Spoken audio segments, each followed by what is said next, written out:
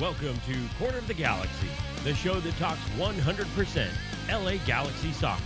We're glad you could join us. Now it's time to sit back and relax as your hosts navigate through the twisting, turning, but never boring world of the five-time MLS Cup champion, LA Galaxy. Hello, everybody. Welcome to Corner of the Galaxy on cornerofthegalaxy.com, coming to you from COG Studios on Thursday, August 8th.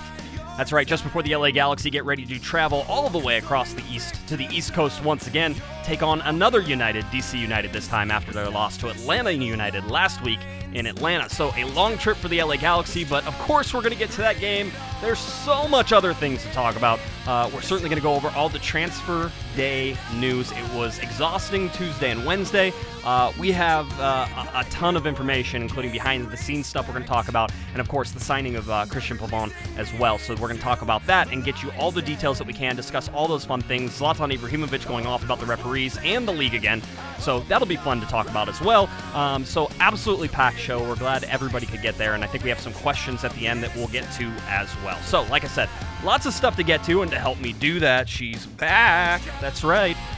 We reached out once again because Eric is at the Weird Al concert for some stupid reason. Eric is out. We got somebody who's much better than him, who was actually at the LA Galaxy's training and press conference today. Welcome back to the show, Miss Delmy Barillas. Delmy, hi. How's it going? I mean, it's Thursday night, and we made it. We're alive. Yes, so that's a great start. I was going to say that is one of the things that is like, I don't think people understand. You and I are exhausted right now. Yeah, right? I'm pretty much just walking zombie in the making. That's good, but you got the music hit, and so now we're pumped up. A little pumped. Yeah, I'm ready. We have a lot to talk about, so I'm actually pretty excited for this. We have so much to talk about. We're not bearing the lead here, but I want to take you through all the transfer deadline days and what I'll tell you from my perspective, Delmy. This was the craziest transfer day deadline that I have ever covered the LA Galaxy since 2009. I have never seen the interest around the club be this high. I've never seen the twists and turns come that we never thought would sort of come. There was all this sort of indication, even on our Monday show, we're like, listen, Pavon's going to get signed. I mean, it's going to happen, guys. Just relax. And I will tell you that it did not come down, or it did not get done early. It came down till about 4 p.m. when it was officially announced, or tweeted out by Kevin and I. That is when it was actually done. And there was another reporter out there who had it done earlier. I'm telling you, that wasn't done then. It wasn't done. So it was crazy. I don't know. How did you feel about it? No, you're constantly just at the edge of your seat, trying to figure this out. Why it's done, but it's not done. Why?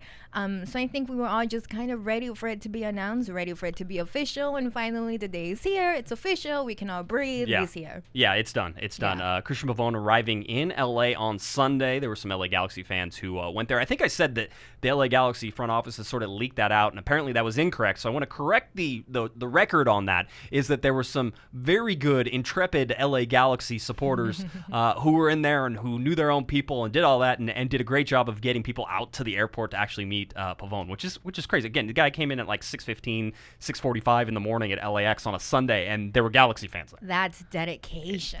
You don't expect anything less, as far as I'm concerned. All right, so let's go over some of these news. First of all, I'm going to talk about somebody who is not even an LA Galaxy player. I'm going to talk about Ola Kamara to start with. Now, we told you on Monday that Ola Kamara was likely to sign with DC United, and guess what? That actually happened. So that's exactly what happened. Now, here's the crazy thing. The LA Galaxy, if I remember correctly, sold Ola Kamara to the Shenzhen FC of the Chinese Super League for $3.5 million. Yep.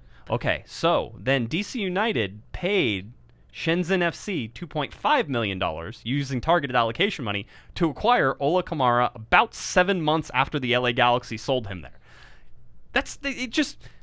There's no judgment here. I don't think Ola Kamara is a bad guy for doing any of this. I don't think that at all. But it's really weird that it came all around that fast. I mean, his plan obviously did not go according to plan. Let's just put it lightly. Yeah, if you go to China and you 6 months later, you're like, get me out of here.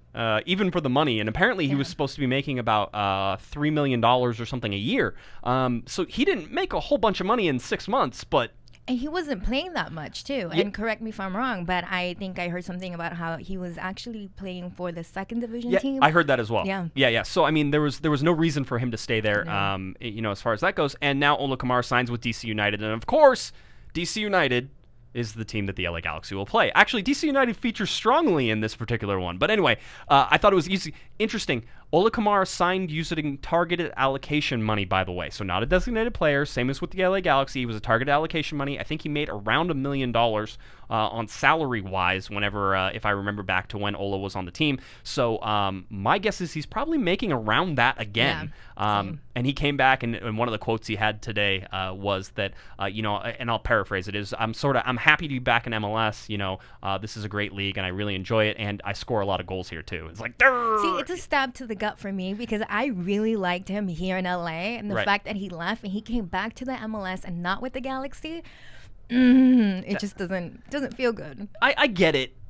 I mean, I'm not going to say that. It's just, it was a deal. And if we go back and you look at what the Galaxy were able to do with the money that they got and who they, I mean, a solid 3 to 4 players because Ola left. So when you look at it that way, I guess, silver lining.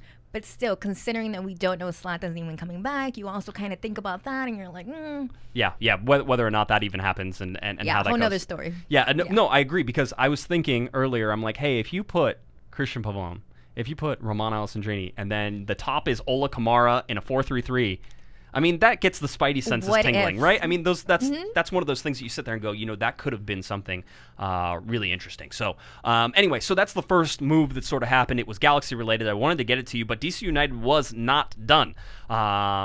We found out pretty early on I believe it was on Tuesday, that Emmanuel Boateng was the interest of DC United. I believe it was Pablo Maurer of The Athletic at MLSist. It's MLSist, IST, at MLSist on Twitter. He's a great follow, by the way. I love Pablo. He does a great job. But anyway, he found out that Emmanuel Boateng was a name on there. So then it started, and we started asking questions, trying to figure out how far along this was. And you're going to see a trend in how I'm explaining this stuff today. It's sort of as I remember it and as it came in and filtered into me. So we started digging around. We started asking questions. It wasn't too long after we figured out that, yes, there was interest. Yes, it could possibly happen, that we also found out that it was indeed done. It came about pretty quickly in terms of DC United wanting him. We didn't know how much money was coming back the other direction, but we assumed it was going to be for targeted allocation money. It was, and ended up being targeted allocation money. But I found out that Emmanuel Boateng was leaving approximately, I want to say, 20 minutes after he had said goodbye to everybody at the LA Galaxy. And then that's whenever DC United and Pablo Maurer, I think, had that story originally where it broke. And then we found out and confirmed it with the Galaxy about 20 minutes later and put that out. So Emmanuel Boateng to DC United happens for $250,000 in targeted allocation money. Now, I know you're a big fan of Emmanuel Boateng. What are your I mean, we talked about it a little bit before we started. He's a fan favorite. Heartbroken. I wasn't expecting him to be the one to leave. Like you said, total fan favorite. I think his biggest asset was obviously his speed. As much as I love him, I don't think he was ever able to pair that speed along with something else that made his productivity level be what it could have been, which is unfortunate. But I'm pretty bummed out. I'm pretty sad. My heart feels for that. And now he's with DC. He's and by the way, he's with DC. He will play against the LA Galaxy coming up this weekend. I think Ola Kamara is still waiting on his P1 visa and his ITC. The P1 visa, as we will talk about with Pavon, is not something that happens quickly. So unless they already applied for it and the deal was done, because basically you have to have a contract before you can apply for the P1 visa.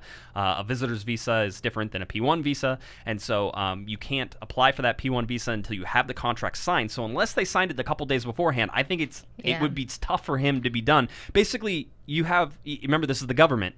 They don't work on Saturday and Sunday, really. So you have until tomorrow, which is, we're recording on a Thursday. You have until Friday afternoon, basically East Coast time, for them really to get done, and then it doesn't happen. That's not a lot of time. Yeah. So for me, Ima Boateng, great guy to talk to, great guy to interview. He's fun, life of the party, always joking in the locker room. That's the fun part about it. Was always very honest with the press. I mean, I have to sort of take this and look at how he has interacted with me and with people around me and with you, Delmy, and he was great in terms of how he acted with the press and just sort of the way way he carried himself and didn't take things too seriously and all these other things, that happened. And being the shortest guy on the team is always fun too. Did you see Dave Romney's post to him? I did. Heart broke even more after that. I know, BFFs there. So sad. Dave and Ema were roommates. Yeah. For a while. So I think the entire time that they were together on the Galaxy. Yeah. So it was a lot of fun. Just sort of seeing that. But again, Ema Boateng is in DC United and is likely to play. They paid $250,000 for Ema Boateng. I'm going to tell you right now, they overpaid. And that's not a knock on Ema Boateng. I think that's great, and I think it's great that the LA Galaxy could do that. But, as you said, he was speed, and that's his major advantage. I think he'll cause problems against the LA Galaxy whenever they play him. I mean, Sunday. Yeah, Sunday it's going to be an interesting matchup and sort of see how it goes. But, Ema is a speedy player, but he lacked that sort of technical ability to put the crosses where they needed to be or to finish a lot of those, except whenever he was playing against Real Salt Lake, which everybody says. There were some great tweets that were like, how are we going to beat RSL now without you, Ema? All that stuff. So it was kind of fun to see. But in my mind, this is a good piece of business for the LA Galaxy. They get $250,000 in targeted allocation money, and then that goes into the Pavon coffer that they needed. Yeah, it was a good sacrifice. It was. Someone needed to be sacrificed, and it had to be him. Now we get to the second part of this. Now, this was the one where I get to toot my own horn. I broke the story that the LA Galaxy were going to make a cash-for-cash deal with Orlando City. At the time, we assumed it was going to be Jam for Tam. We didn't know what those numbers were. Eventually, the numbers were released. $200,000 in general allocation money to trade for $136,220. I don't know how you come up with that number, but anyway. That exchange rate. Yep, $136,220 in targeted allocation money. For the LA Galaxy, it was about amassing as much targeted allocation money as possible. At one point, I was told that in order to see Cristian Pavon land with the LA Galaxy, that the number would have to be around $500,000 to $550,000, maybe even more than that, maybe $580,000 in TAM. We don't know how much the LA Galaxy had in TAM. So that number still could have been very accurate, and this just added up to that. But this was an important move for the LA Galaxy in terms of sort of stockpiling that TAM in order to eventually go for Cristian Pavon. Yeah. Now, we'll get into the Pavon thing, but that also could have figured into the talks and why it wasn't done. Once those deals are made, and maybe the numbers didn't come in exactly where it was, did they have to then adjust Pavon's salary? And maybe that's one of the real reasons the deal was. We can talk about it a little bit more because I can tell you about how the fluctuations come in. But combined, $386,220 was traded for by the LA Galaxy, and then basically all of that going to the Cristian Pavon fund, basically. So that's how it goes. Now, we get past Ema Boateng. We had heard rumors that after the Boateng deal was done, and we knew that there was something else coming, and we hadn't found out yet about the Orlando deal and the cash deal. We were just about to get there. But we were about to find something out, Delmy, and we had heard that possibly Chris Pontius could be mentioned in this DC. Now, the thing you have to understand about Chris Pontius is he played 7 seasons in DC. Yeah. They love him there. And then we also found out, as we were asking, is that Chris Pontius actually has a no-trade clause. So as a senior roster player, and as I believe he came in as a free agent as well. So as he came in as a free agent, he negotiated the no-trade clause in there. And so we were thinking, well, would he then waive that no-trade clause to go to DC? And we would think, yes, that would happen. But as soon as we figured that all out, in the span of about 45 minutes of trying to figure out putting the pieces together, we got told, it's not Chris Pontius. Happening. Yeah, it's not Chris Pontius. That's done. And so we said, okay, it's not Chris Pontius. What is it? And then that's whenever we found out about the Orlando deal and the cash for cash. So that was the second move. We anticipated the second move with Ema Boateng. We thought maybe there would even be a third move. And that's why maybe we still didn't completely sign off on the Chris Pontius, but that seems like that did not come to fruition, or that was never asked for. We don't know if there were any talks that mentioned Chris Pontius, but his name was out there at one point. And that's what happens on transfer days. Names get out there, and so you have to sort of chase these down. All right. Now we get to the fun one. This is the one that, again, is here on Corner of the Galaxy, and I get to toot my own horn. We broke the news that the LA Galaxy were in discussions about the possibility of sending Jorgen Skjelvik to Hammarby. The reason that gets all sorts of interesting ends up being that, Jorgen Skjelvik makes $1 million, and everybody agrees he's probably one of the most overpaid players in Major League Soccer. Probably. Okay. He is. Okay. You just want to stick it in there. No, okay. Everyone knows that is not a secret. Okay, good. As long as you're happy with it, I'm happy with it. Okay, Jorgen Skjelvik is one of the most overpaid players in Major League Soccer. Delmy says the most overpaid. I'd really have to dive in. There might be some guy in there who makes maybe one more. Maybe I don't know. It's pretty close up there. I don't know. Tim Howard makes $2-point-something million as a goalkeeper for Colorado. That seems overpaid, but I mean, we're talking about Colorado too. Okay. I mean, that's a whole nother conversation. They have the plague there, so we don't have to worry about that. All right, so Jorgen Skjelvik to Hammarby. Skjelvik. Here's why all of this makes sense and why everybody's saying, why would anybody want Jorgen Skjelvik? He is a world-known defender. I know it doesn't seem like it's not like he's a super famous person, but he's known around certain areas and certainly around Scandinavia and other places. So going to Sweden and Hammarby wouldn't be crazy. The other part of that, of course, is that AEG owns 45% of Hammarby, and they own all of the LA Galaxy, so that's sort of like a sister club, and we can offload some Jorgen Skjelvik over here and get something else. I don't know. At one point, I think that they were looking at this maybe as they needed to get it done in order to get Cristian Pavon, and I think that there were. I think that they eventually realized that they didn't need that, and so it slowed that down a little bit. Skjelvik's contract is up at the end of the season. He's unlikely to stay. Well, he's not staying with the LA Galaxy. Which means that he has, if you look at his contract, he gets paid $1 million a year. He has about $300,000 left on his contract, and then he doesn't have any more money coming from anybody else. So it's time, Delmy, for him to go look for another contract. Yeah, it makes sense. Yeah, if he's going to go, if he wants to play for another 3 years, he needs to go find another contract for another 2 or 3 years. And so for him to look and also be up to saying, hey, I'm willing to go too. He's from Norway, so going to Sweden isn't crazy. No. I mean, it's at least on the proper side of the world, all right? It appeals to him. So that would make some sense. I also will tell you this, that it doesn't necessarily have to be Hammarby. That was the one club that I had heard mentioned. I'm telling you, and not publicly, nobody's going to agree to this, but there were talks.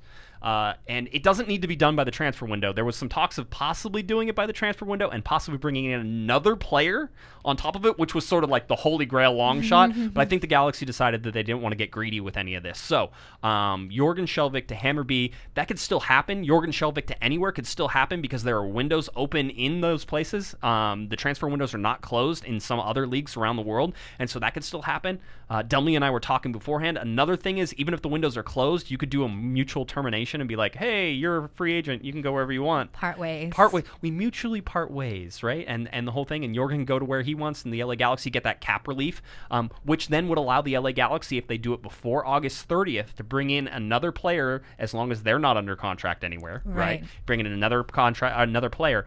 The roster freeze deadline this year is way early because the league is condensed. It's August 30th, so all the rosters freeze on August 30th, and that's it.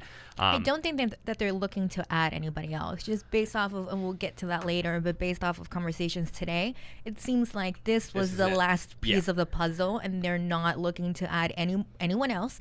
All of their energy and work went into this deal. They got him, and I think they're pretty happy. They're pretty happy where they are, and I don't think, not to say that they couldn't. Exactly. Yeah. But I don't think it's at the top of the priority list at this point. I think my big thing here is that it feels like, the LA Galaxy just sort of deserved this break now. It's sort of as it goes. So Jorgen Skjelvik, it's still, as was clearly stated in the article, the deal might not happen at all.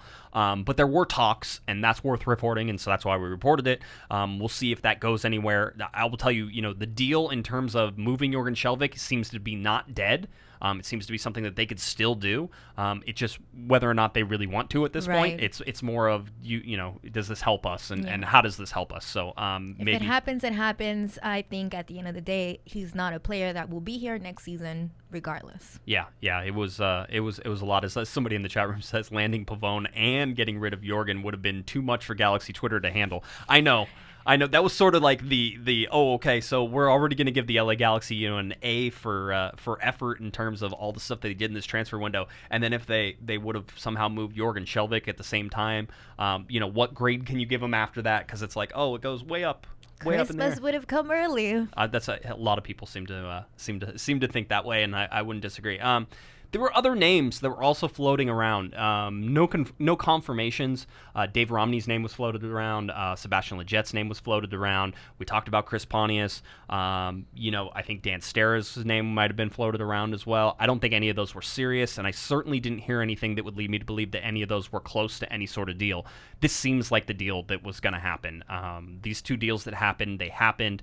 And then it comes down to the Cristian Pavon signing. Now, those deals got sort of announced, not officially, but got announced through Twitter and through reporters that were covering everything on Tuesday, which then led us into the next day with Cristian Pavon. And so we all expected, hey, okay, just announce it. Everybody knows it's going to happen. And so what you saw on Wednesday morning was Cristian Pavon suits up. He's wearing the number 10. Everybody's like, okay, now it's happening. People were watching.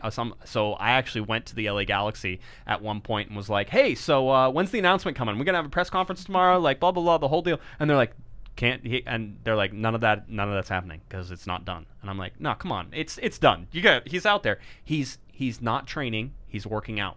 So he's not with the team. And he worked out to the side. He did not train with the team because training with the team without having a signed contract would be illegal. But you're allowed to work out off to the side and not be part of the team. So anyway, all those fun stuff. So, at one point we said, hey, is this actually going to happen? Now, my sources, and a lot of this I had multiple sources placed pretty much throughout the LA Galaxy and some other areas. My sources came back to me that morning and said, deal's not done. And I said, what do you mean the deal's not done? The guy flew out here. He's there. He's training. He's working out. This deal has to be done. The deal is not done, is what I kept being told over and over and over again. And I would go with that information, then go to the LA Galaxy and basically hear the same thing, and it's not done. And this is how it went the entire time. I got text messages that were saying, so close. My favorite text message I think I got was, one more thing to sign. And it was like, come on, this has to be. And that lasted throughout the day, Delmy. This was not something that was like, I was getting updates and we were tweeting out updates, every couple hours in terms of where are we, how's it going, the whole deal. So there was still negotiation going on. And again, I don't know at what levels, and I'm hopeful eventually we can figure out exactly what was the holdup and why it took so long. And it's an extremely complicated deal, and we're going to talk about it here in a second. But Pavon coming to the LA Galaxy felt like it was done for so long. And I'm telling you right now, as God is my witness, it was not done. And I got a text message around 3:50 p.m. on Wednesday, August 7th, that the deal was done. And then after going and confirming that, I was able to confirm it, and it was, this deal is done at 4 p.m. At 4 p.m. when I tweeted it, and Kevin, I think, put out his tweet a split second before mine because we were both working on it at the same time, that's when the deal was done. That's when it happened. Yeah, it was a process. It was brutal. A months-long process. It was brutal. All right, so let's talk about the signing now, okay? Yep, and you have a bunch of good information, and Tons of info for I can't wait to bring this in. So I'm going to go over some of this. One of the things that that everybody felt was the up and down ride. This whole idea of this roller coaster, and Dennis Kloese, everybody's been calling it a roller coaster. He called it a roller coaster, right? We felt it covering it, certainly. It was that dramatic, up and down. The deal is dead. The deal is alive. The deal is alive. The deal is dead. Every time. It was something different. And there was so much. The fans felt it. Everybody felt it. We felt it.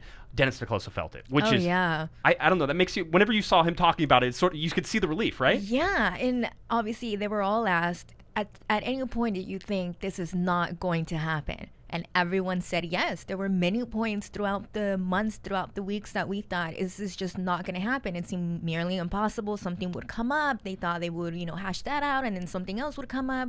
So yeah, and seeing them today, everyone seemed really, I think Dennis specifically, I was telling you this earlier, there was probably no one that looked happier in that room today than Dennis. He had the biggest smile on his face, not just during the press conference, but even afterwards when we spoke to him. Biggest smile. You could tell he's just happy. He's glad this is over. They can relax now. They can focus on moving forward for the rest of the season, focus on postseason, and just, they're glad it's over, just like the rest of us are. Yeah, I'll tell you right now, the LA Galaxy front office burning the midnight oil as well. I was still texting people last night as the transfer window was coming to a close. It closed at 10 p.m. or 9:59 p.m. Pacific time last night, and so it's amazing to see how they put all this stuff together. So basically going through the whole thing is that this deal is a crazy deal.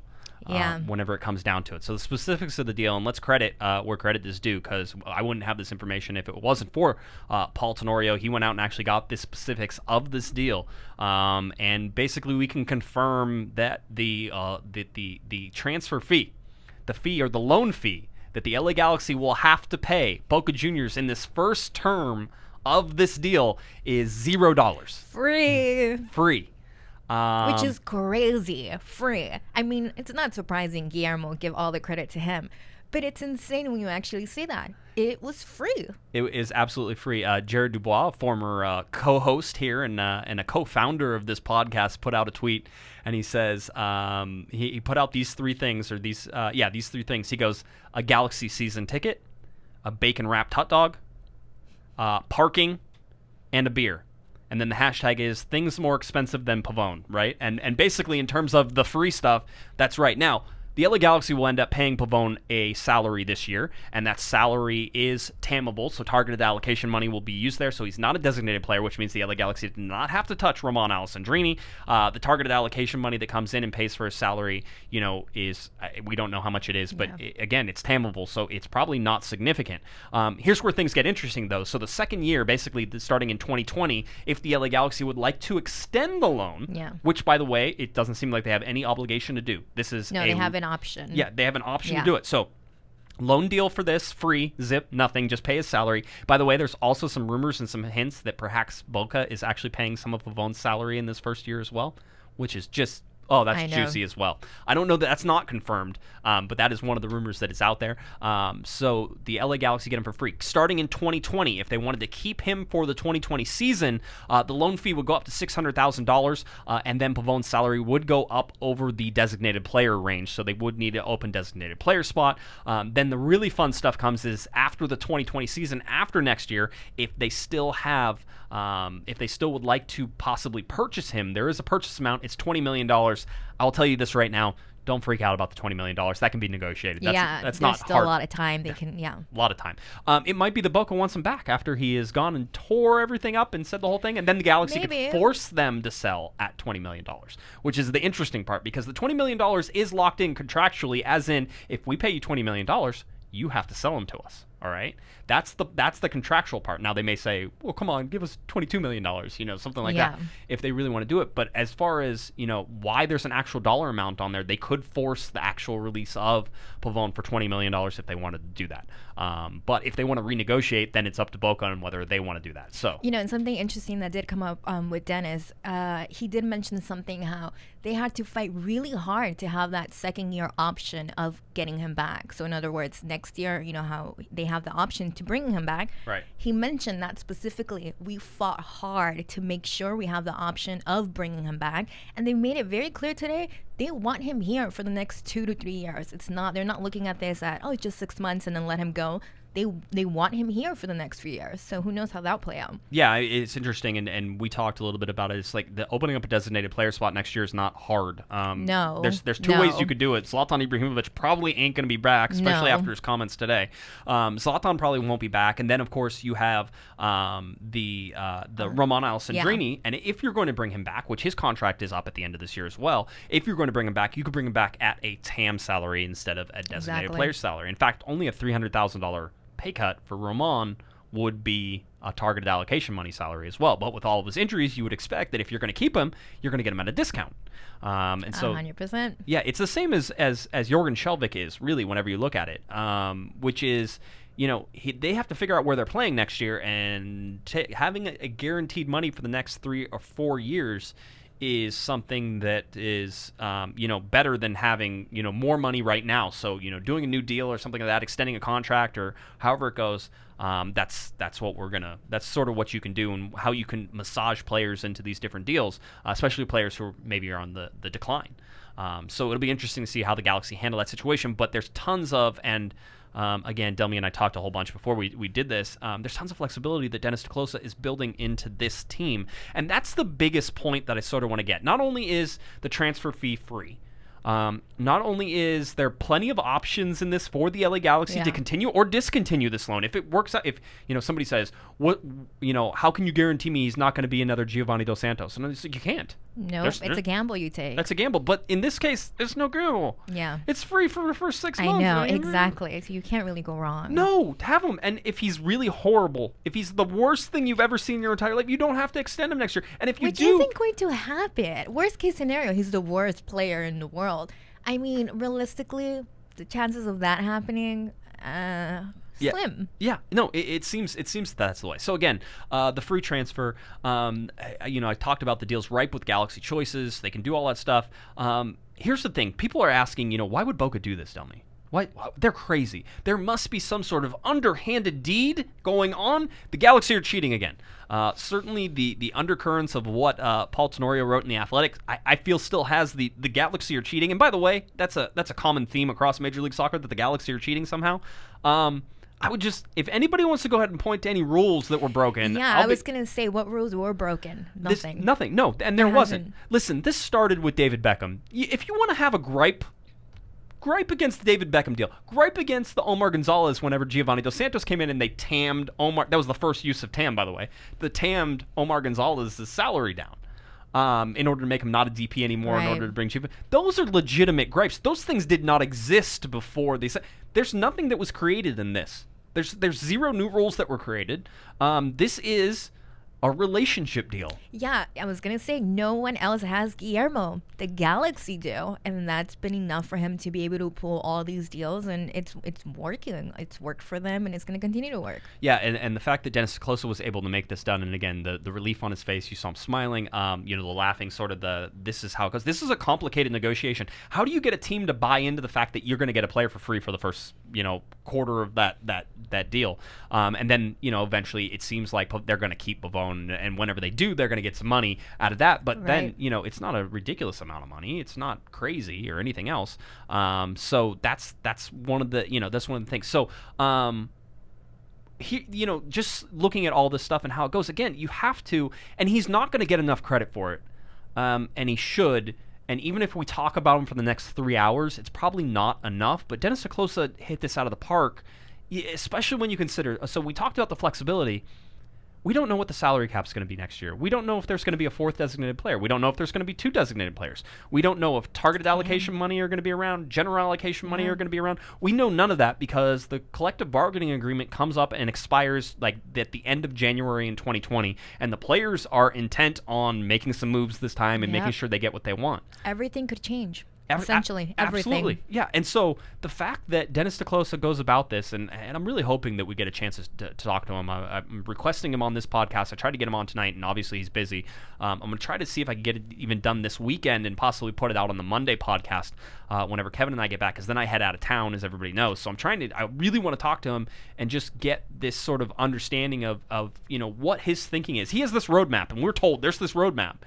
How many things change on that roadmap? How many things are locked in? Like, what are the must-see sites on this roadmap? You're going to the Grand Canyon, or can you skip the Grand Canyon and just go straight to the Rockies? Like, where does he see this going? And for me, Dennis Kloese making this, and obviously using the relationship to Guillermo Barillas, Chris Klein said that without Guillermo, that this deal wouldn't have happened, and that's totally true because you can see Pavon comes in. Yeah, I mean, there's some. I'm not going to say there's an argument, but there's certainly a point where you question a $20 million player. Let's say for a second that you think he's worth $20 million, comes in for free in the first half of this, basically this loan. It's going to raise some eyebrows. But here's what Boca has done to Cristian Pavon. They sat him on the bench, Delmy. They didn't play him. They've devalued him at all points, basically. This is a guy who played for in 4 games, and all 4 games in the World Cup. From Argentina, played with Messi. This is a guy who at one point was looked at by Roma and Arsenal for $40 million. The top of the world. Right, and so to say that he's worth $20 million right now would say, okay, who's going to pay $20 million? The Galaxy aren't paying $20 million for the Cristian Pavon that's right now. He's not worth $20 million. And anybody can argue, if he's worth $20 million, they could have sold him for $20 million somewhere. And that didn't happen. And it's because of his drop in form and everything else. And that's the risk part that the Galaxy have. But again, you're getting him for free to start with. There's no risk. Let him go out there and play. And they have a lot of confidence that coming here and being under Guillermo again, that comfort level that they have, that understanding that he can be back, he can go back to that player he used to be. Yeah, and I mean, you were there at the press conference today. I mean, he seemed like he's extremely happy to be here. Oh, he's so happy to be here. He kept emphasizing how amazing it is to be back here with Guillermo, that he understands him, he knows him, there's that comfort level. I don't think he feels pressured under him. He feels understood. He knows that they have all the confidence in the world in him, and I think that's something he completely lost in Argentina, and that obviously plays a major part in this. But he's so happy. He's back with Julian as well. He's played with Diego Polenta, or at least against him. There's just that comfort level all around, and it's a new experience for him, and I think it's a good move for him. Yeah, there was a picture that the LA Galaxy put out of Cristian Pavon, Fabio Alvarez, and Diego Polenta, and they're all sitting there right there. And I tweeted it to Eric the Hammer, and I'm like, this is why Cristian Pavon is going to succeed in LA, because it's a totally different. I mean, he talked about it today being, a completely different city, and Fabio Alvarez talked about how he goes, this will be a lot more calm for him. He's going to be able to focus on soccer, and it's a lot different than being in Argentina, and all these other things. And Cristian Pavon comes in and says, so far I love Los Angeles. And you saw, like, one of the first things he Instagrammed is him sitting, like, basically on the beach, and it's like, dude, these guys want to come here, and he wants to play, and I feel like he's motivated. You're putting him in this perfect situation for all these things. But you saw those three guys, they can drink mate together. They all have similar life experiences in terms of that. You talked about Fabio and Christian and how they played together on youth teams, and so they've known each other. They were texting each other, weren't they? No, yeah. Fabio talked about how the moment he found out that the Galaxy were interested in bringing him, he didn't stop bothering him. They kept texting, they kept messaging. It was a constant, like, you need to come here, you need to come to LA. This is why the city is great, X, Y, and Z. So I feel like that friendship obviously inspired him to come here as well. Yeah, even more. I mean, and putting him with Guillermo, you're talking about a coach where he had a ton of success at Boca. Listen, if you went and saw the Galaxy announced Pavon, there were a bunch of Boca fans on there saying, good riddance, get him out of here, the whole deal. Yeah. And there's another player that also was like that.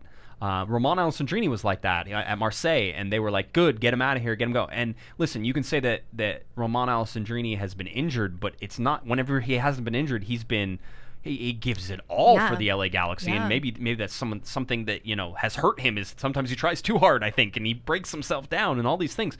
But for Roman Alessandrini, he wasn't wanted in Marseille. They were booing him. They're doing it. Cristian Pavon, he wasn't wanted in Boca. They're booing him. If he can sort of lift his personal brand again and rejuvenate this, not only could he possibly end up back at Boca and starting again and doing all these things, he might end up in Europe.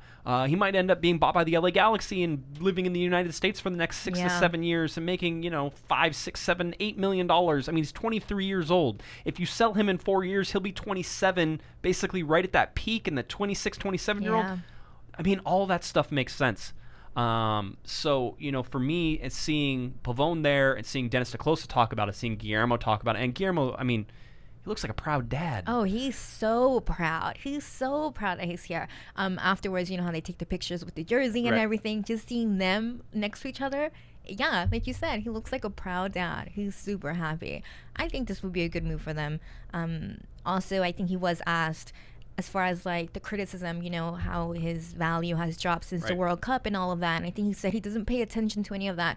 But he said something along the lines of, I'm just focused on going back to being comfortable again and not caring and just playing my game, which obviously that says a lot from playing in Boca. He wasn't comfortable. He didn't feel like himself. He feels all this pressure and he's just not happy. And I think here, along with the help of Guillermo, it's the complete opposite. He feels nothing but comfort. There's a reason that this was a risk for the Galaxy, certainly on a guy who's lower, not on the top end of his form, but you've seen what he's able to do. I mean, yes, there's shades of Giovanni Dos Santos in terms of Gio had so many good games that you could go and point to, and so he's sort of like a highlight machine where you could go, but look, he can do this and he can do this.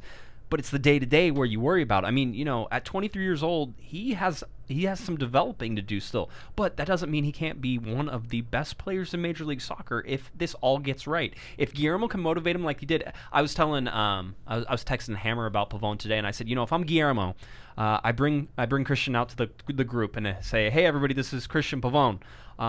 He hasn't been playing very well lately. And we're going to work really hard with him to make him a better player again and to get him back up to the level it was. Because I think you want Cristian Pavon to know you're here to work. Yeah. And if you work hard, you're going to succeed here. And we're all here to help you because we want to do that. But you have to put in the work because that's sort of the criticism of him is that, maybe he slacked off at the World Cup.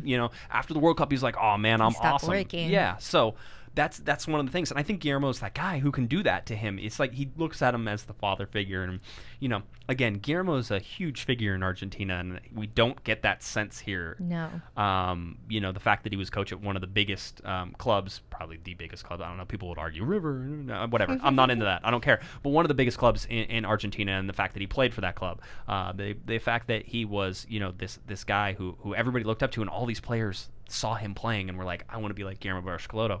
It means something to them to be working under him right now and in this tutelage. So that's all the motivations I think that we can find for Cristian Pavon here. This makes sense for a lot of reasons. The fact that this deal is a good deal.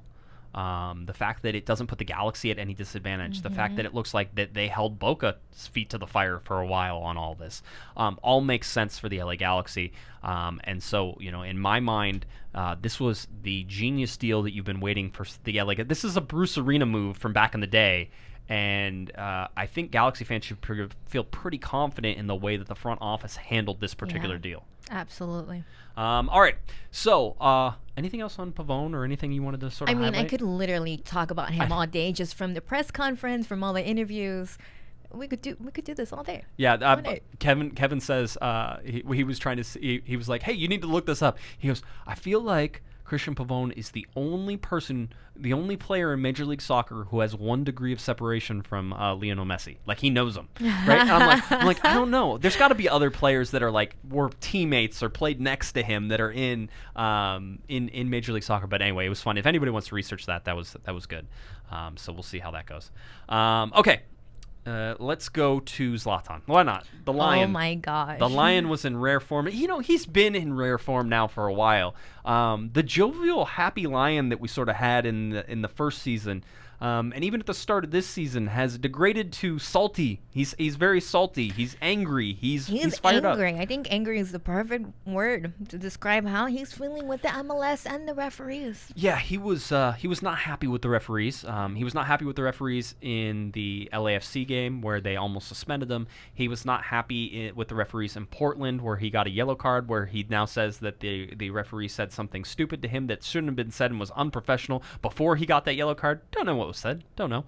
We need one of those like bad bad lip reading videos of like those conversations with Zlatan and everything that goes on with that. So and he wasn't happy with a game he didn't even play in the Atlanta game. So watching it on TV, he wasn't happy with that, saying that their poor level lowers the level basically the entire league, and that's not something that you can do. And he also says that he wasn't criticizing them.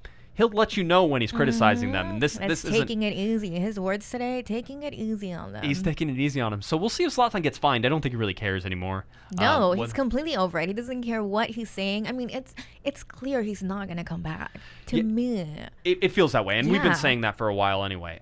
So that's one of those things that you have to look at. The other thing that he talked about the structure of Major League Soccer in terms of the games and the regular season and then the playoffs.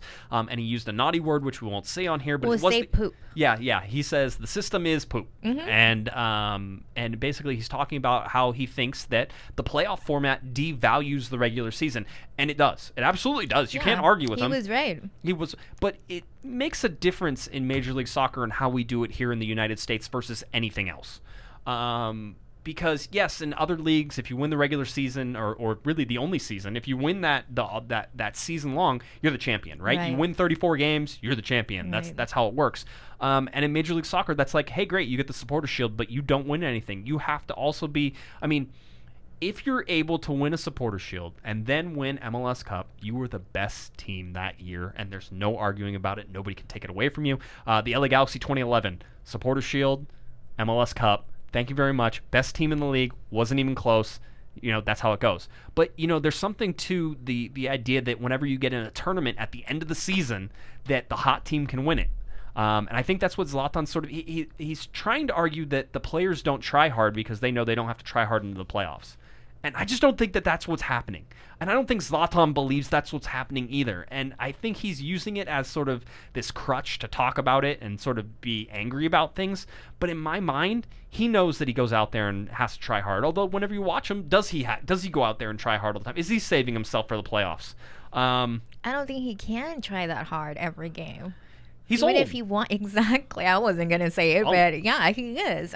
Even if he wanted to perform at that level every game, because of his age, he just can't. He can't do it, and he's not gonna be able to do it. Yeah, that's not gonna change. And so, I mean, it's another criticism, and he's talked about those criticisms. We've heard from him multiple times, just criticizing the league any chance he gets. It's like, no, the level's not very good, and you shouldn't be here. You should be playing in Europe. Yeah. And he takes jabs every chance he gets. And he really doesn't like the referees. I mean, you can see that. A little update, though, as well. The disciplinary committee did suspend Efrain Alvarez an additional game for the red card he received in the Portland game. So he had one game suspended. He will also be suspended for so he missed Atlanta United. He'll also be suspended for DC United. I talked to a bunch of players. They convinced me that was a red card. They also convinced me that they wouldn't be surprised if he got suspended in another game, and he got suspended in another game. So there it goes. In this case, I'm going to say at the first look at it, I said, no, that's too harsh. You can't say that the guy was already falling. But if you go and look at all the circumstances that were then explained, the fact that he's facing his own goal whenever he kicks the ball as hard as he can, where is he kicking it to? It's just a bad deal for Efrain Alvarez. Hopefully he learns from it and he doesn't get it. And I will certainly tell you that I think that Zlatan Ibrahimovic, whenever he loses his cool, then allows other people to lose their cool. Diego Polenta got suspended in that game as well. So that's what you get when you have Zlatan Ibrahimovic as your captain, though, right? I mean, if you could give the captain to Jonathan Dos Santos and let him argue things and yell at people and do that, it's not as bad. But whenever your captain's out there losing his stuff, which is always right. It's always, he can't control it. That's just how he is. And that's what he needs. But if it's your captain and he's doing that, it hurts. You can see it. It hurts. People the team. enable it too, though. Like, people always say that's just Zlatan. I mean, we're doing it now. I'm doing it now by saying that's just how he is. Yeah. People just say, oh, it's just Zlatan being Zlatan. I think that's part of the problem. You don't necessarily hold him accountable for the things he says or how he acts, which, given a lot of times he's right. He's kind of speaking truth. It's just the way he comes about it, the way he says it, the anger stuff. Just the list goes on, really. All the curse words. He's got a potty mouth. He likes his curse words. Good Lord. Can't put any of that stuff on this show. Yeah. That's for sure. No, it's all good. The locker room is not a PG-rated place. I've noticed. But anyway, so that's where we are with Zlatan Ibrahimovic and all the fun stuff that he said as well. I wanted to throw out a quick stat for you. The MLS club rankings by spending in the transfer market since 2015. The LA Galaxy are on this list, but it cracks me up because I was laughing today whenever this list came out because the LA Galaxy have $0 on that in terms of how far they moved up. So Atlanta United since 2015 has spent $48.1 million in the transfer market. That's a lot of money. Yeah. Second is New York City FC at 25.8. LAFC has spent 23.6. Portland at 20.3. Seattle 15.7. And then the LA Galaxy at $15 million. Now, if you put the actual value of what the trade is of this, potential, you'd have to probably add like $20 million onto that, which then make the LA Galaxy number 2. 35. But the fact, again, that it was free means that they didn't add to this today as it comes out. And so looking at the business the LA Galaxy did in this transfer window, it comes out to zero. They actually gained some money in terms of that because they got the targeted allocation money. And so, they're at $15 million. But that's if you look at that and say, well, the Galaxy need to spend more, they don't. They are spending money. It's just in a different way. And so the $15 million that's there is pretty crazy. That makes people so mad at the fact that it's free. Yes. Oh, it's just so angers. Mad. So I kind of love it though. Again, it comes from, I think, here's the deal: is if a Minnesota United, who we say doesn't have that much money and they're budget strapped, if they negotiated a deal that was free for the first half of it, and then had to pay money, and everybody be going, wow, that was so creative, good job, Minnesota United. And instead they're like, oh, the LA Galaxy, bad, evil empire, they did something, it's underhanded. There's always a reason people hate on LA Galaxy. They will always find a way, and it's just going to continue to be that way, and that's okay. I just don't like the narratives get tiring, and that's sort of the whole thing. It's like, listen, it is what it is. They negotiated this. Boca, nobody held a gun to Boca's head and said, you have to do this for free. They got him to negotiate that. In terms of the contract and what has been reported, there's no gun to the Galaxy's head that says they have to take him next year. Which, again, they could use Cristian Pavon for 4 months and then be like, okay, thanks. Yeah, because also, even though their plan and what they want is to have him here for the next few years, it doesn't mean that that's the way it's going to turn out. You just don't know how he's going to perform, and a lot of other things come into place here and a lot of other factors. But yeah, like you said, ultimately it's a 6-month trial. Yeah, and there's why wouldn't you do that? Any other team in this league pulls the trigger on this deal. Anyway, all right. Weekly schedule for the LA Galaxy as we get you closer to the DC United game now. The LA Galaxy training on Friday. Then they will travel to DC on Saturday. Delmy, you found out something today. Yes, so I was told today they're taking a charter on Saturday. So and they're also taking a charter back on whatever day that is. Yeah, we reported on Monday that they were for sure taking one back.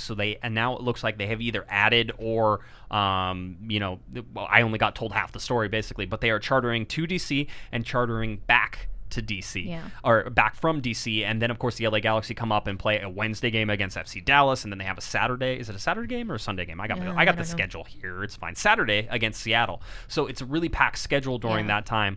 So it makes sense to charter there and charter back. So that was a good catch.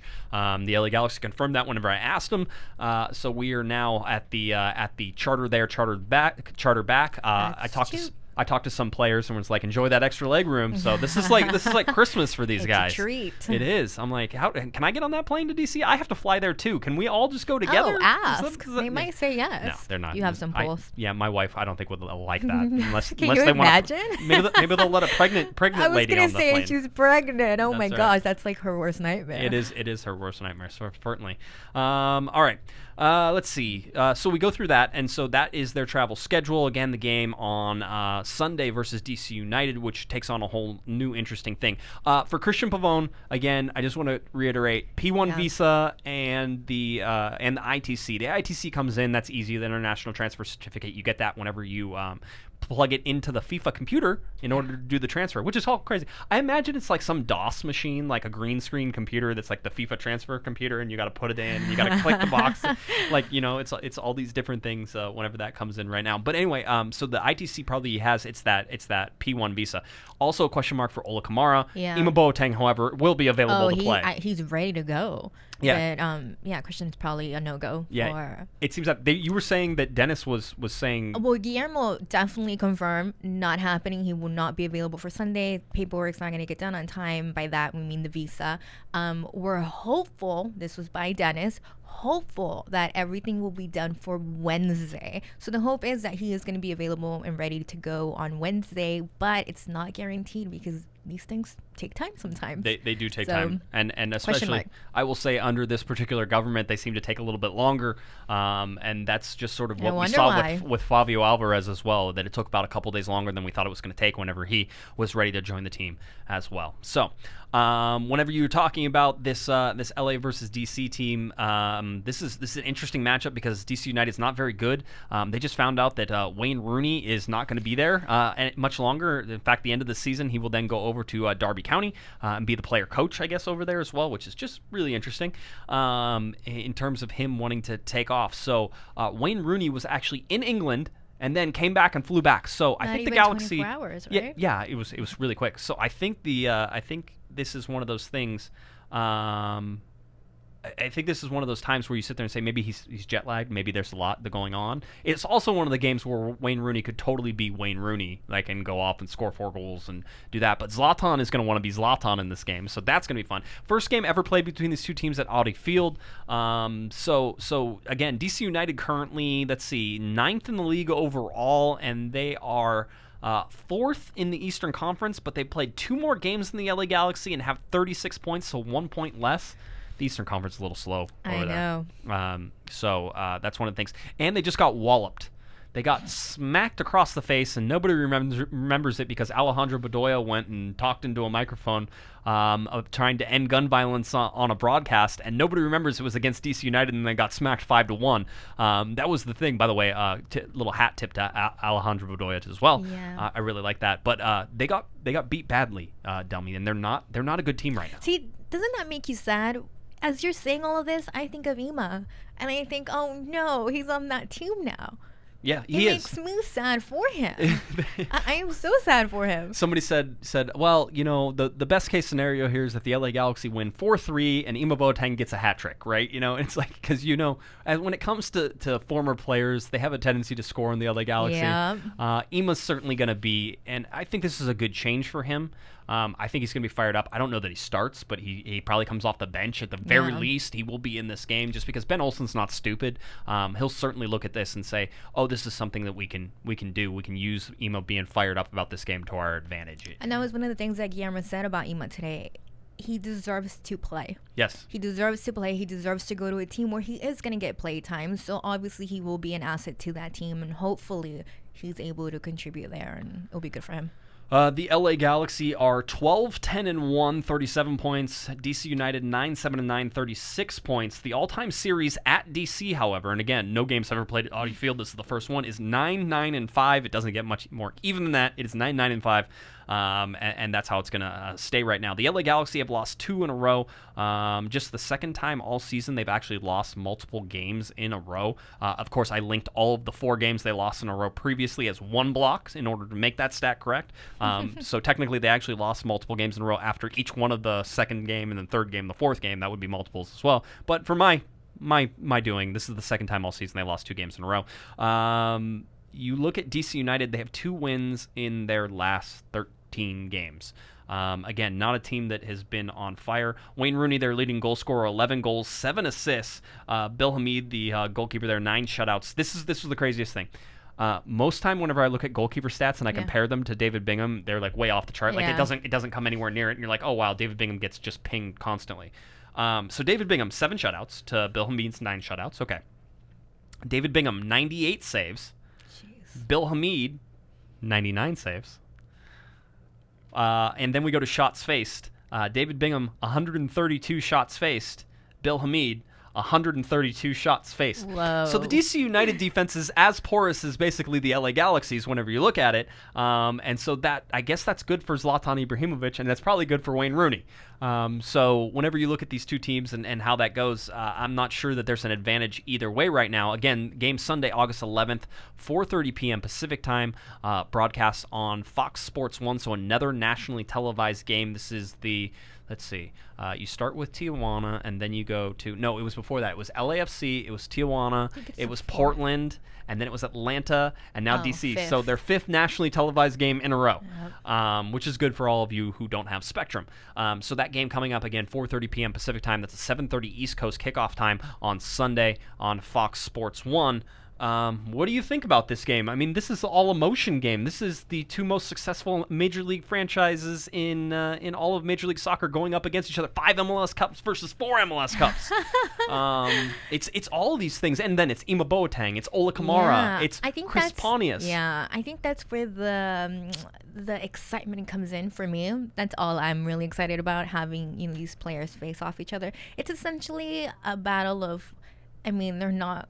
Neither one of them are great teams. It's like which bad team will win. Do you know what I mean? Yeah, they're 2 very... I wouldn't even say bad because they're both like in the playoff positions right now. But I know what you're saying. It's they're not good teams. They're not consistent teams. No. And neither of those are. See, and when we even talk about playoffs and standings and stuff, Galaxy are barely hanging on by a thread. If you lose 1 or 2 games, you're gone. You're not even in the 7. So at this point, it's crucial that they win every game. You get in this slump again, you're not going to be in the playoffs. And the last thing they want to do is have a repeat where it will all come down to that one final game to make sure you even make it to playoffs. You don't want that.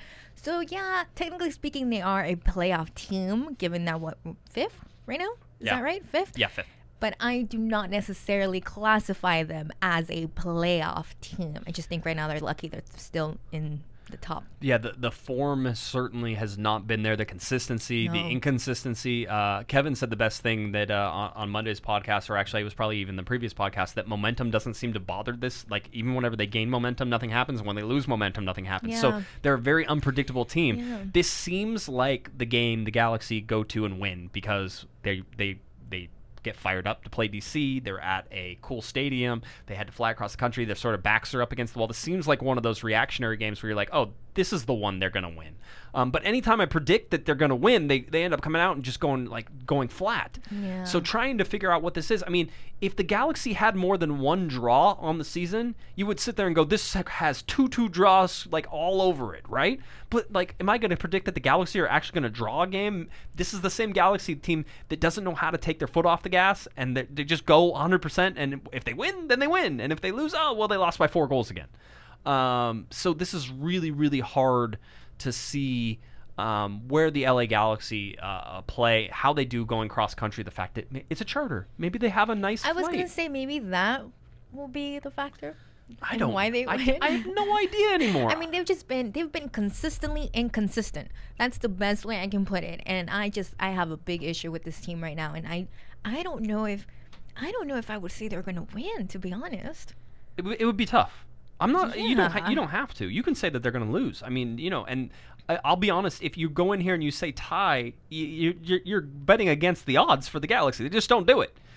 So it would be extraordinary if they actually got a draw. I think a draw is a great result I do in too. DC. I just don't see it happening. This I don't have any faith in them right now, to be honest. I really don't. Like I said, I think the best way I can describe it is they've been consistently inconsistent, and until they can get. But like you said, it doesn't even seem like momentum even makes a difference here. So even if I say until they gain momentum and win a few games in a row, I just don't believe that their heart is there and that they're going to win. Yeah, the difference right now between second place and 7th place is 5 points total. Yeah, exactly. It's nothing. Exactly. And that's what I mean by you lose a game, you lose 2 spots. Yeah. Or you're just completely knocked out of the 7. But if you win a game, you also could jump up into second place. I mean, True, but this is the thing. One game is not enough. No. You can't win one game, lose the next 2, win one game, lose the next 3. It doesn't work that way. And that's the problem with the inconsistency. You need more than just one game if you want to stay there. The whole point is give yourself enough leverage, right? You want more than just a couple points. That way you can afford to lose a game if you have to lose a game. Yeah, I mean, ultimately you'd like to see the Galaxy finish in the top half, so that way they get that first home game. They host the home game, the playoff game. All those things, are things that they need to strive for. So, again, this sort of goes against what Zlatan says, where it doesn't matter until you get to playoffs. No, the playoff positioning really matters this year. He talks to reporters all the time, and I think that, he enjoys sort of jabbing us and sort of being like, oh, I'm going to make fun of you because you're going to tell me this is playoffs. Whole thing. And if I could really sit down and have a conversation with him, it's like, yes, listen, historically, and the LA Galaxy proved this in 2012, historically, if you sneak into the playoffs, you can win an MLS Cup. And that's absolutely, I mean, in 2012, it was the LA Galaxy finished in that last playoff position, basically, and then won an MLS Cup. The only team that they could have hosted an MLS Cup against was Houston, and because Houston was the last team coming in on the other side of the conference, on the Eastern Conference, the only way the Galaxy could get that game at the Home Depot Center at the time was if Houston also ran the table. And that's what you ended up having. You had the Galaxy and you had Houston, both were on the table, and they both met in MLS Cup, and the Galaxy ended up winning in an MLS Cup in 2012. That has historically been true, but nobody has seen what we're about to see, which is condensed schedule to end the season, super condensed. Galaxy, August 11th, August 14th, August 17th, August 20th for Leagues Cup, August 25th, LAFC. That's their August right now. It's crazy busy. It's ridiculous in the travel times. 2 home games, basically. They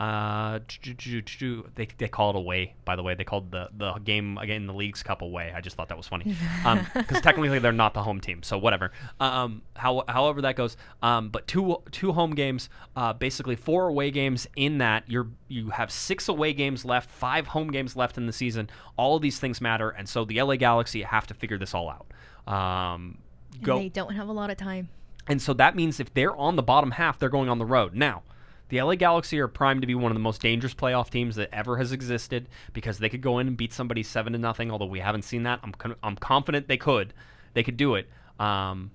If they're motivated. You saw what they did against LAFC. They embarrassed them for 90 minutes. Yeah, but they're not motivated all the time. If you're in the playoffs though and you can't get motivated, that's the if you're in the playoffs and you're not motivated, then there's something wrong with the team, right? There's something wrong with the team. If you're a regular season and you don't get motivated to play Portland.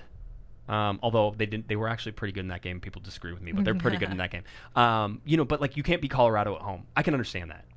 I can understand how that goes. But if you've seen what they're able to do when they're turned on. Yeah, but at the same time, you can argue you have to be motivated even in those games that maybe aren't necessarily that important if you even want to be in the playoffs. Right. And they're not. Right. They're not. Well, but they are sometimes. So that's the whole thing. Sometimes. So that's the whole. Inconsistent. Yes, absolutely inconsistent. But it's inconsistent in thought, and it's inconsistent in performance. It's inconsistent in intensity. All those things, I agree, are sort of little inconsistencies. For me, it comes back a lot to Zlatan. A lot. Because I feel like it's almost like a domino effect. When he's on, the team is just on. But he can't be on the way he was at that LAFC game every game because, again, he is old. Yeah. No, I agree. All right. LA Galaxy play against against DC United coming up on Sunday. Again, that game kicks off at 4:30 p.m. Pacific time. You can find it on Fox I always want to say Fox Sports 1, but they just call it FS1. There's no Fox Sports anymore. Get it right, Josh. Yeah, why would we use Fox Sports? It's just FS1. I'm surprised there's not a plus next to it anymore. Everybody just adds a plus. It's ESPN Plus and Disney Plus. I like the plus. You like the pluses? I do. I do like the pluses. That's. I'm just gonna rename company. It's Corner of the Galaxy Plus. COG Plus. That's all where you get all your extra news. Plus. That's right. That's what you get. Get to some questions real quick. I'm gonna take some from Reddit here, and it says from Vapor4. He says this person. How far did Jorgen to Hammarby actually get? Looks like they got us all excited for nothing. And I sort of explained that. Yeah. This deal doesn't seem like it's dead. It could still happen. It could absolutely not happen. There were discussions. I know that. That's all we know right now. That's sort of all we go. So we'll continue there. Let's see. This is DS Now 04. Says, where do we stand with international spots? Does Traore need to be loaned to Galaxy that's a good 2? question. Also, I'm curious if there were any rumors for Steras and any other G. Look forward to the show tonight. So we covered we said there were probably some other names that were mentioned out there. We heard some. I don't know that there were any solid rumors on any other names. International slots, it seems likely that Traore is headed down right now. Agree.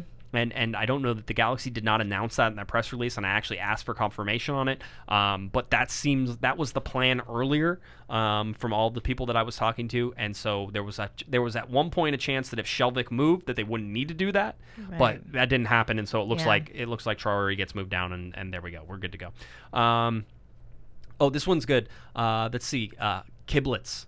Hi, Kiblets. There we go. When someone like Boateng is traded so abruptly, how long in advance does the player get notified of that? It seems as if it was announced one day and he was in DC the next.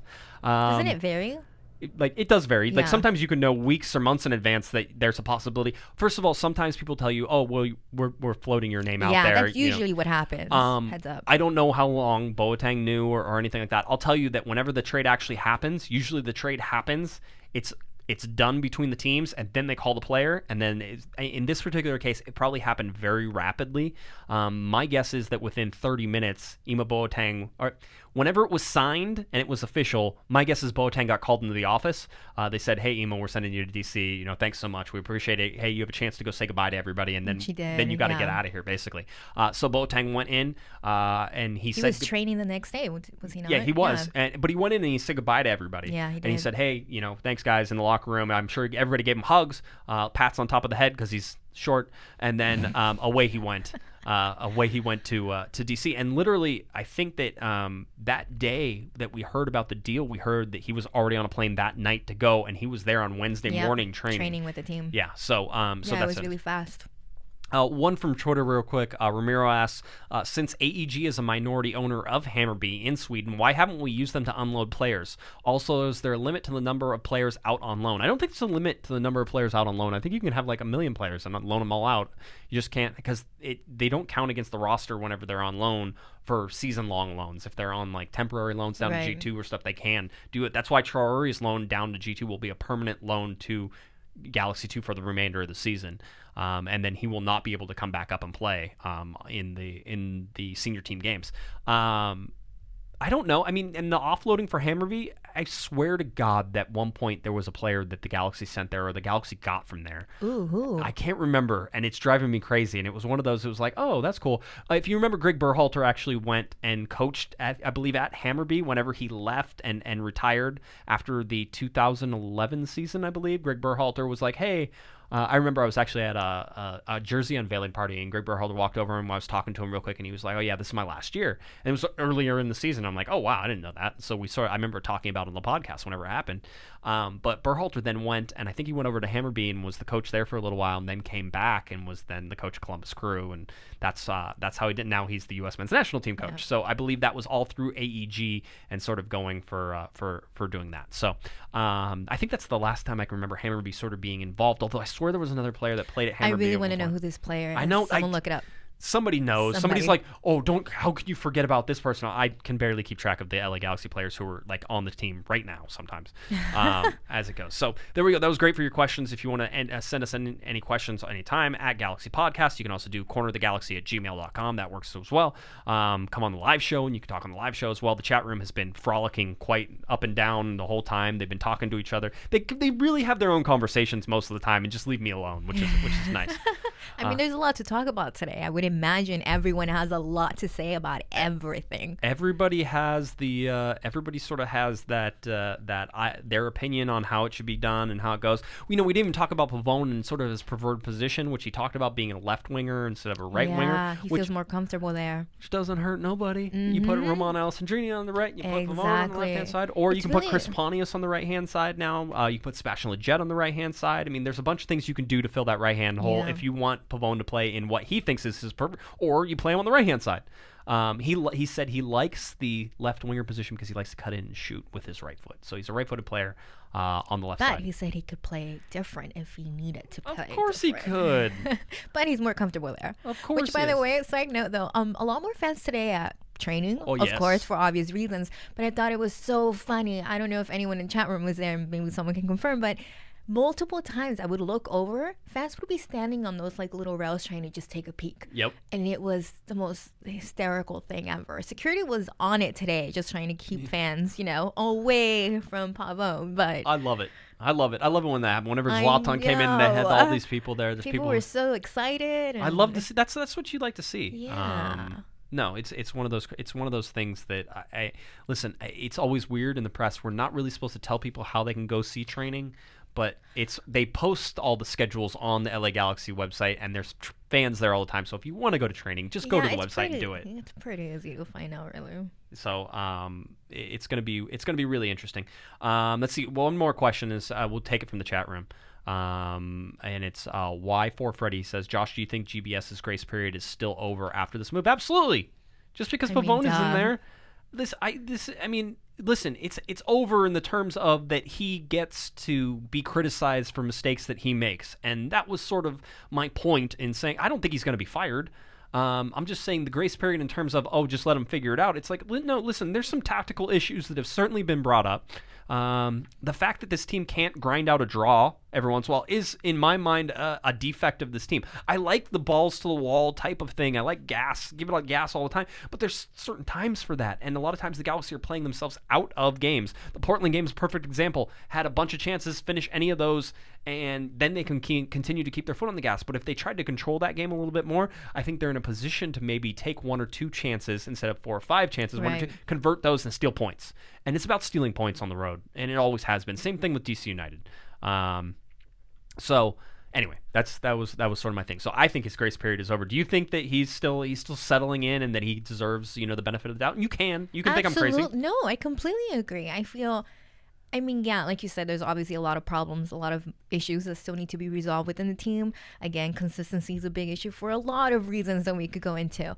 But also, he's done a lot for this team already. He's done a lot, and he's proven himself, obviously, his contacts, obviously these relationships. Biggest signing was with Pavon, whatever. Yep. So yeah, no, I would agree with you. You don't have to say it like the white guy. Pavon, is it Pavon? Can I say it like that? Cristian Pavon. Cristian Pavon. Yeah, We anyway, sound Italian. No, that was a horrible Italian accent. I won't say that. We're not going to do any of that. Never mind. We're going to let it come. All right. Yeah. Let's see. I think, is there anything else you want to talk about, or are we good? I think we're good. I think we're good. I'm excited to see him out on the pitch. Yeah. Hopefully Wednesday. Yeah, Wednesday against FC Dallas seems like the most likely time. I, of course, will be out of town that day. Yes. Of course. So I'll miss that. I'm actually out. Wait, you're out of town on the first potential game that he's going to be playing? Yes. I am going back east, so I will be back there. I will be watching late at night whenever it comes on, wherever it is, on ESPN Plus, because I'll be outside of the Spectrum Network, so I can watch it on ESPN Plus. So if I'm up till midnight, I'll be up till midnight watching it. That's fine. So that'll be where it is. Do you have a prediction for DC United before we go? You don't have to. You can pass. You can say, I would rather not. I would rather not, but I think you know my answer. That the Galaxy lose. How much do they lose by? Is it 5-0? No, I don't think they're going to get blown out. Gosh, if they get blown out, then that's a whole nother conversation. This team has major issues there. No, not a blowout, but I don't think they're going to win. And I don't think it will be a draw either. Okay, I think... it's a little hard. This to me, it screams in my head. It's screaming win, and that's the obvious answer. But like you said earlier, it's like just when you think they're gonna win. Yeah, I don't know. I think the Galaxy are gonna win. Yeah. I think they're gonna win. I think it's a 3-1 or a 3-2 game. Really? I feel like Zlatan's gonna go off. I feel like the LA Galaxy defense is a lot better whenever the Galaxy midfield is a lot more condensed. If you put Perry Kitchen in there, I think that was a little experiment that actually probably worked a little bit better than people want to give it, some realization. You just can't get stretched on the counterattack. If Ima Boateng comes in, though, he will score 34 goals. I'm convinced of that. I think he's coming out for vengeance. I don't think he's angry the Galaxy traded him. No, I don't think he's angry either, but I think he's like that person. It's like a motivator, you want to just beat the team. You want to score, and I think he's on that kind of mentality. Yeah. The chat room says that you have to leave now. No, I'm just kidding. Sorry. They didn't say any of that. Just I just made that up. They're like, there's ties. There's some ties in here. There's some W's. A tie would be great. I would be super happy with a draw. I think a draw would show some progress in my mind. Yeah, absolutely. I just don't know how realistic that is. I hope I'm completely wrong and they just completely, prove me wrong. We didn't talk about Alessandrini. Oh, yes. Update. Go ahead. Go do it. Yes. Update. He should be at training in the next upcoming days. He should be ready to go to play for the second week of September. So it looks like that's right on track. We were saying, though, that the number of days, though, is like, he's going to be in training next week, but then August 20th was thrown out there. Yeah, it was kind of funny. He said in the next few days he will be back in training, and then he did throw out a very specific date that he will be back around August 20th, and that he was going to be practicing on the field, and he'll be good and ready to go first, second week of September. So he should be back. Hopefully he's healthy, good to go, not rushing him, and I'm stoked to have him back. I hope that he does well, because I really want to see him do well. Jason says 10-0 Galaxy win. I would think that might be a little on the high end. 10-0. 10-0. I mean, that's a little ambitious, but never say never. Football Galaxy says optimistic, Galaxy win. Realistic, Galaxy lose. I like you. I can see it. You know what? Here's the thing is that if I'm grading anybody's responses, like, they're going to win or they're going to lose, I'm just going to be like, yeah, I can see it. I can see them win. I can see them lose. I have no idea. You're indifferent at this point. You expect anything and everything. I am a quote-unquote Galaxy expert, and I have no idea what this team is going to do. Because they're so constantly inconsistent. Yep. So that's how it goes. All right. Why don't you tell people where they can find you, and we'll get on out of here. At Delmy Barillas, Twitter, Instagram. All right. That's it. Any place you write for, or you're a reporter for? Oh, duh. Obviously, plug them, right? Yeah, do that. LA Sports Access. You can find all the interviews from today, from the press conference, one-on-ones from after with Guillermo and Dennis, and yeah. All right. That's about it. Awesome. Well, thanks for coming in. We certainly appreciate it. Thanks for having me. If you're looking for me on Twitter, it's at jguesman, JGUESMAN, and of course at Galaxy Podcast. Head on over to cornerofthegalaxy.com for all of our articles. Larry Morgan has a great notebook up there. You're going to want to check it out for sure. Larry Morgan not on Twitter doing doing what? Let's see, God's work? Yes, he's doing God's work. He's doing God's work as he goes and covered all of the events today, training and press conference, everything for Corner of the Galaxy. So Larry is the man. Larry Morgan not on Twitter. So please check that out on cornerofthegalaxy.com. All right, I think that does it. The LA Galaxy play DC United on Sunday, 4:30 p.m. on Fox, FS1. I'll get it eventually. On FS1, so make sure you do it. For Delmy Barillas, I'm Josh Guesman, and you've been listening to Corner of the Galaxy on cornerofthegalaxy.com. Have a great one, everybody. You've been listening to the Corner of the Galaxy podcast on cornerofthegalaxy.com. You can follow the show on Twitter and Instagram at Galaxy Podcast. And be sure to check out and subscribe to iTunes, Stitcher, and Facebook by searching for Corner of the Galaxy. And for all of your independent LA Galaxy news, discussion, and entertainment, including this podcast, head on over to cornerofthegalaxy.com. Fans, thanks for listening. We ask that you be kind and courteous to your neighbors as you leave the podcast. We thank you for joining us and look forward to seeing you again. Until then, I'm Michael Araujo, and on behalf of the entire Corner of the Galaxy crew, goodbye, everybody.